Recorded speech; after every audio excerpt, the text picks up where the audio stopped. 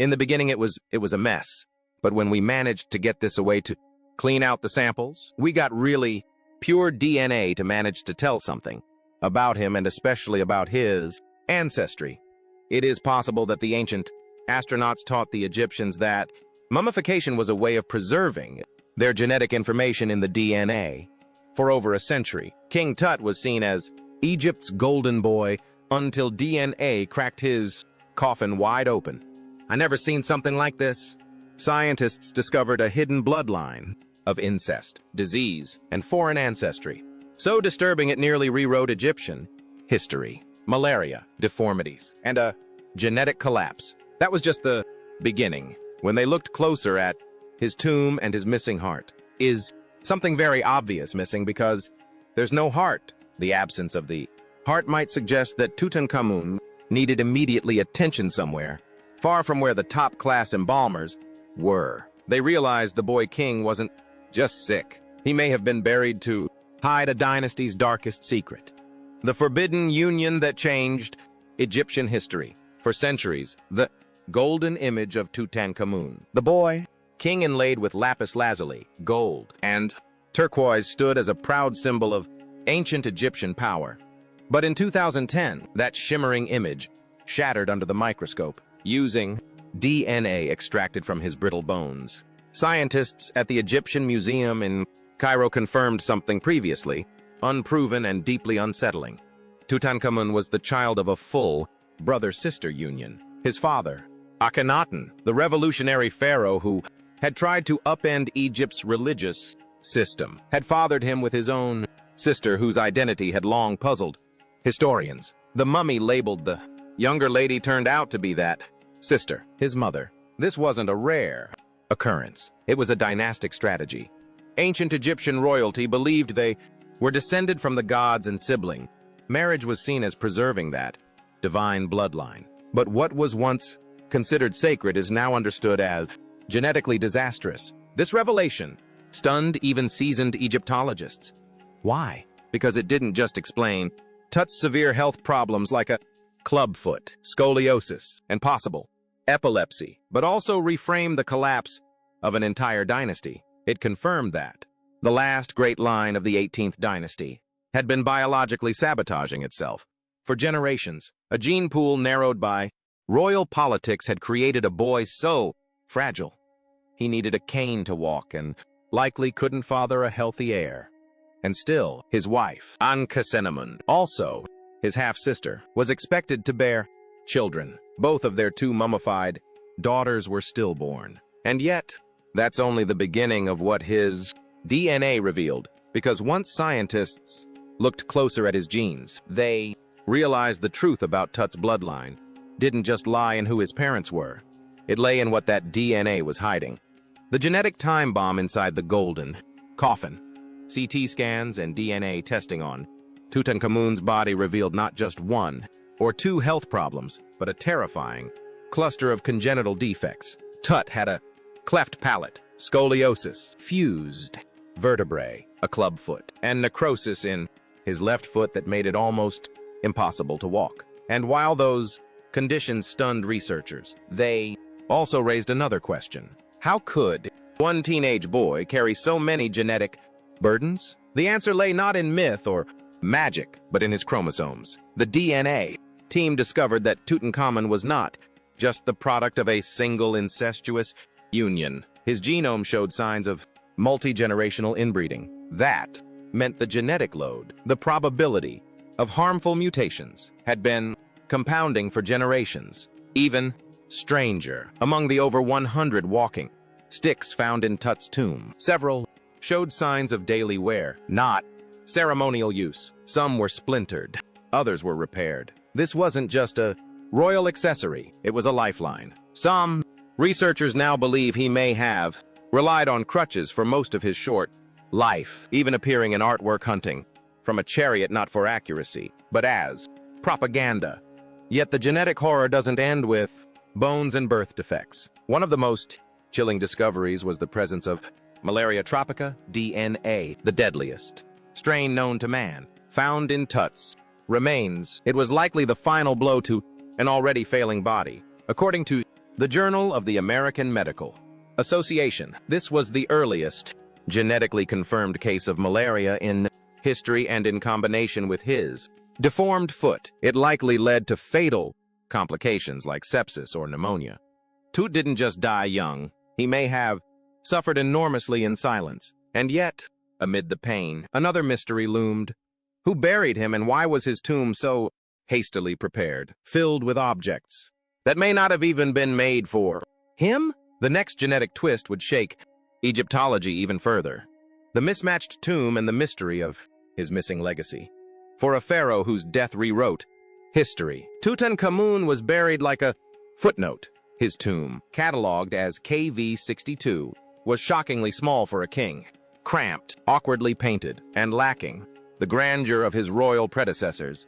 Some historians once chalked this up to his sudden death, but DNA evidence now adds a far more disturbing layer to the story. The theory, Tut wasn't supposed to die that early, and when he did, there was no prepared tomb for him. His burial was a logistical scramble, and even some of the treasures entombed with him might not have belonged to him at all. Evidence shows that many of the objects, furniture, jewelry, and even the iconic golden mask may have been repurposed from other royals, possibly even women. The back of the mask shows signs that the original name was scraped off and replaced with Tutankhamun's. One of the shrines bears iconography associated with a female pharaoh, possibly Nefer-Neferuaten, a figure some scholars believed was Nefertiti herself, ruling under a different name. The DNA study confirmed that Tut's maternal lineage was tied to this powerful, yet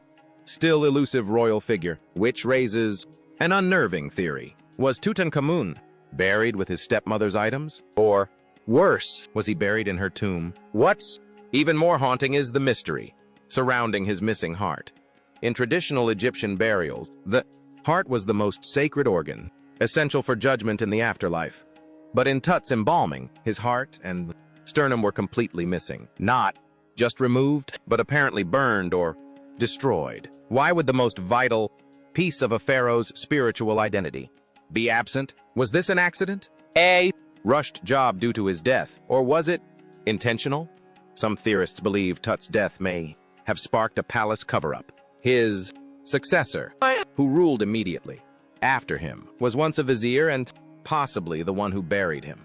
I's name appears prominently on funerary items, leading some to believe he may have hijacked the throne, buried Tut in secret, and erased parts of his legacy. Others suggest the botched mummification was due to the use of excessive resin, which essentially cooked the body during burial. But what if the cover-up was not political, but biological? Because once the DNA results of other royal mummies were revealed, it wasn't just Tut who had troubling genetic markers. The entire 18th dynasty may have been compromised, and Tutankhamun was simply the most visible casualty. The 11 Mummies Study, a dynasty plagued by hereditary collapse.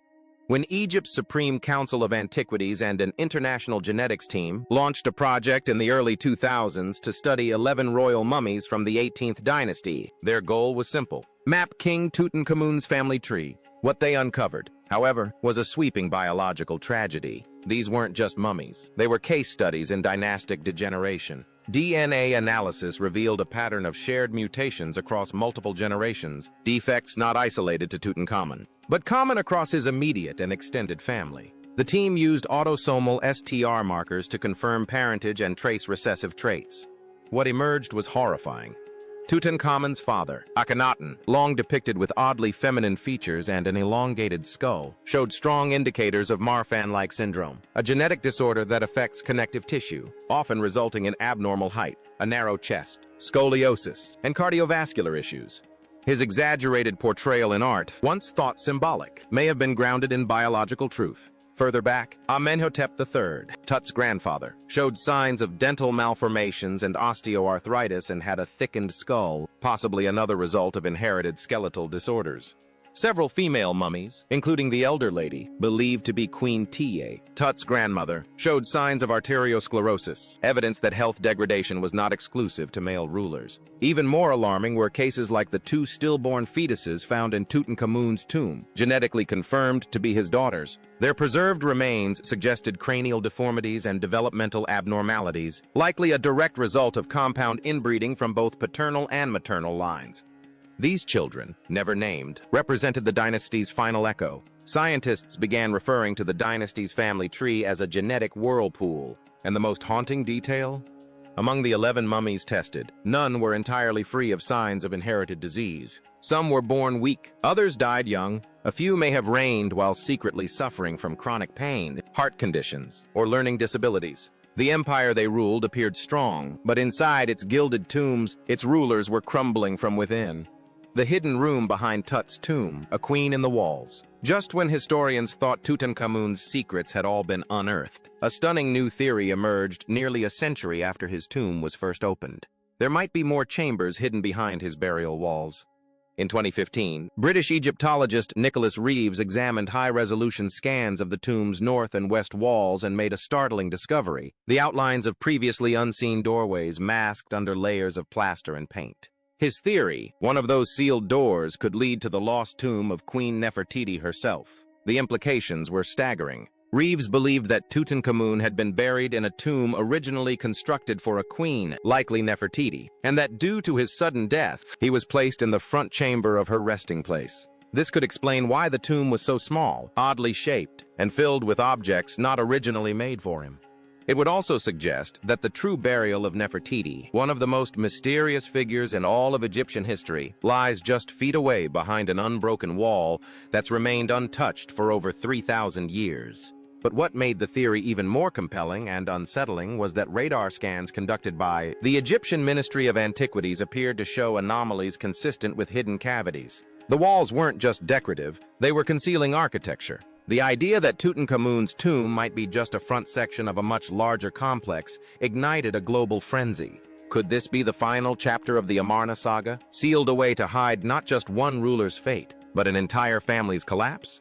To this day, no official excavation has broken through the wall. Political complications, preservation concerns, and fierce academic debate have stalled progress. But the theory hasn't gone away. Some experts believe there's a reason the wall hasn't been breached. It may not just contain another tomb, but evidence of a royal cover-up. If Nefertiti is truly buried behind that wall, it would rewrite everything we know about Tutankhamun's death, succession, and the collapse of Egypt's most controversial dynasty. The irony: Tutankhamun, once nearly erased from history, might still be guarding the biggest secret of them all, a foreign bloodline, the Hittite letter that changed everything. In the chaos following Tutankhamun's death, one of the most mysterious diplomatic episodes in all of ancient Egypt unfolded, and many scholars now believe it's directly tied to the pharaoh's DNA. Carved into the clay archives of Hattusa, the capital of the Hittite Empire, lies a letter that would send shockwaves through the world of archaeology. In it, a widowed Egyptian queen, almost certainly Ankhesenamun, Tutankhamun's half-sister and wife, writes a desperate plea to the Hittite king, Suppiluliuma I. "My husband has died. I have no son. They say you have many sons. Send me one. He shall be my husband and king of Egypt."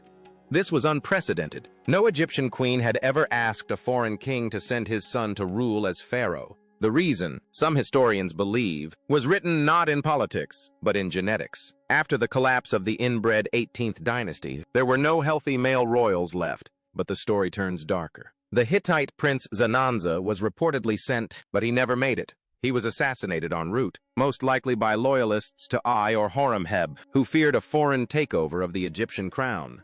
Was this a coup to bury the Amarna dynasty once and for all? Some scholars say yes. Others whisper that the assassination was a cover-up to prevent the Egyptian public from learning that the god kings had run out of gods. The dynasty's divine bloodline was no longer divine. It was crumbling under the weight of its own secrets. Even more eerie, Ankhesenamun vanishes from history shortly after this letter. Her tomb has never been found.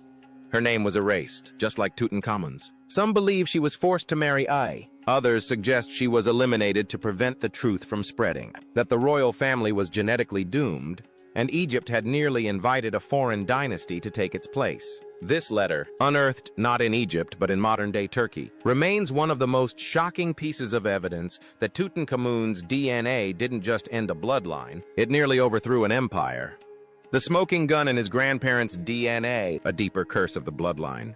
While most of the world focused on Tutankhamun's DNA, scientists quietly expanded their testing beyond just his immediate parents, and what they found in his grandparents' genetic material stunned them. In 2010, as part of the same study published in JAMA, researchers analyzed the remains of Yuya and Thuya, believed to be the maternal grandparents of Tutankhamun. On the surface, they were considered outliers, non-royals who had somehow risen to high status under Amenhotep III. But DNA testing revealed something shocking. They were genetically unrelated to the 18th dynasty bloodline.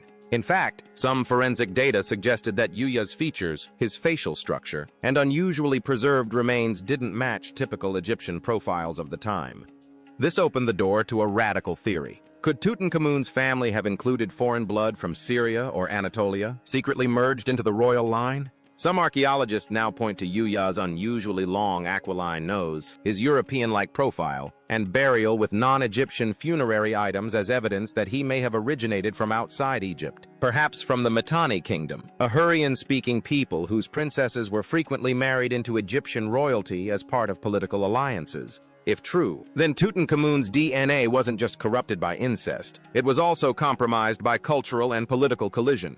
The Amarna line may have been a hybrid dynasty, fusing native Egyptian and foreign genetic material while desperately trying to maintain a divine image through inbreeding. That double-edged genetic legacy could explain why so many physical traits in Amarna-era statues, elongated skulls, almond eyes, high cheekbones, don't match typical Egyptian art before or after. Even more disturbing, some genetic markers found in Tutankhamun have never been fully identified. To this day, certain alleles in his mitochondrial DNA appear rare or anomalous, suggesting either mutation or unrecorded ancestry. Some fringe theorists have even suggested this is evidence of deliberate tampering with the royal genome, though mainstream scientists attribute it to generational mutation caused by inbreeding. Regardless, what's clear is that Tutankhamun's genetic history didn't begin with him. It may stretch back 2 or even 3 generations. The DNA debate that rocked Egypt and why the results were nearly buried. After the 2010 DNA study on Tutankhamun stunned the world, you might assume it was universally celebrated as a historic breakthrough. But in Egypt itself, the reaction was far more explosive and political. Within days of the JAMA publication, fierce debates erupted inside Egypt's academic circles and parliament, not over the incest revelations, but over what the DNA also seemed to suggest about Tutankhamun's racial identity. The findings sparked a firestorm that threatened to derail the entire project. When the Discovery Channel aired a documentary about the DNA findings, it included facial reconstructions of Tutankhamun's features based on genetic and cranial data. The resulting image shocked many. Tut appeared to have a lighter skin tone and European-adjacent features. Some Western scientists pointed out that haplogroups similar to those in Tutankhamun's DNA had also been found in modern Western Eurasian populations, including Europe. This led to a dangerous and highly politicized misunderstanding, suggesting that King Tut may have been more Caucasian than Egyptian. The backlash in Egypt was immediate. Politicians, scholars, and cultural institutions accused the research team of colonial bias, claiming that the reconstruction was an attempt to whitewash a pharaoh and erase his African roots. Former Minister of Antiquities Zahi Hawass, who had originally authorized the DNA project, suddenly distanced himself from the public interpretation of the results. He stated flatly that Tutankhamun is 100% Egyptian and called for restrictions on the release of raw genetic data. The controversy became so heated that Egypt reportedly blocked further DNA research on royal mummies for years after the incident. Behind the scenes, Egypt's national identity was at stake. Tutankhamun wasn't just an ancient king. He was a modern symbol of Egyptian pride, tourism, and sovereignty. The idea that foreign labs could use his DNA to suggest foreign ancestry, whether Eurasian, Mitanni, or otherwise, was seen by some as the form of scientific imperialism. Others argued that science should be free of borders, but the truth was now politically radioactive. In the end, the controversy itself became part of Tutankhamun's legacy. A teenager who died 3,000 years ago, likely unable to walk without a cane, had somehow ignited a modern debate over race, nationalism, science, and the ownership of ancient identity. And his DNA, still locked in government vaults, remains at the center of one of the most sensitive archaeological debates of the 21st century. What other secrets could be buried in ancient DNA? Could even more pharaohs be hiding similar truths? Tell us what you think. And don't forget to subscribe for more mysteries just waiting to be uncovered.